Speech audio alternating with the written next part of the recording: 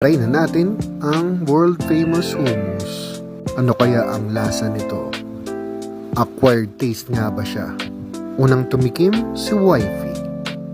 Okay naman daw ang lasa at hindi maanghang. Siyempre, kailangan nating tikman. Hindi mo ma-describe ang kanyang lasa. Hindi matamis, hindi maanghang, hindi maalat. Parang pang-iwas umay siya. Itong isa natin in order, nakita naman long grain rice with chicken and beef barbecue.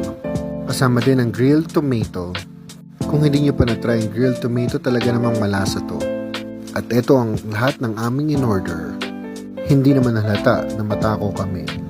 Mauubos kaya namin ito. Matagal na namin pinaplanong pumunta rito, ngunit ngayon lang natuloy. So taste test na ni Wifey. At syempre, di rin tayo pauhuli.